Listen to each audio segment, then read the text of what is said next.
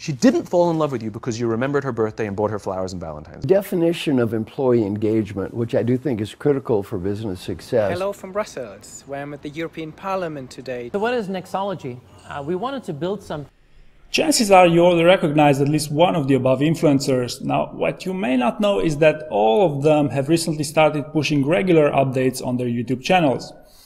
In this video, I will try to explain you why this trend exists, as well as why YouTube has become such a compelling case for distributing HR content.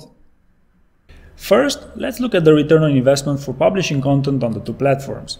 On LinkedIn, even the most viral content expires after just a few days, weeks at most.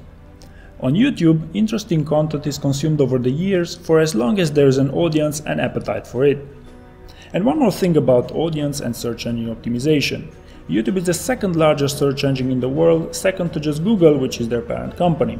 So while both LinkedIn content and YouTube are indexed by search engines, the audience on YouTube is much broader. And just as an example here, about a third of my views come from YouTube search. Also, when measuring the ROI, let's look at the quality of the metrics. LinkedIn recently introduced videos, and for a video to count as one view, one must watch it for just 2 seconds, which is a completely useless measurement in my view. YouTube, on the other hand, insists on keeping the algorithm for counting views private, but as a general idea they only count views over 30 seconds.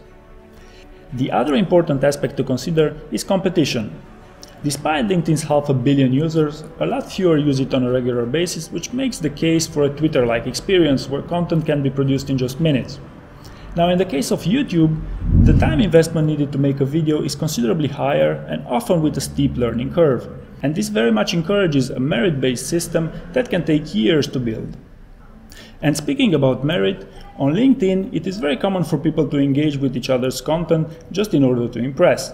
And it's all too common to receive a few likes from complete strangers just to be asked for some small favors in return.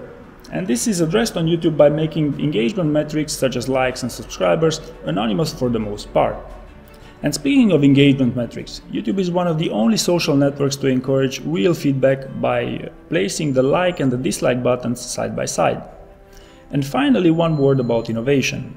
In 2017, LinkedIn proudly announced their largest redesign ever, which was essentially an interface improvement. Other than that, it took them about 8 months to allow everyone to finally upload videos. YouTube, however, are constantly experimenting new features such as the Super Chat, and they of course encourage live streaming, which is a feature already present on most social networks, yet to be introduced on LinkedIn. Now, is YouTube for everyone? And what I found out from my previous experience is that instead of procrastinating about it, it's better to just start making a few videos to see how it goes so you can decide for yourself. What I can assure you is that there are solid technical advances that allow video consumption on a mass scale. So thank you very much for watching, and if you found this interesting, please also consider subscribing to my YouTube channel. Thank you.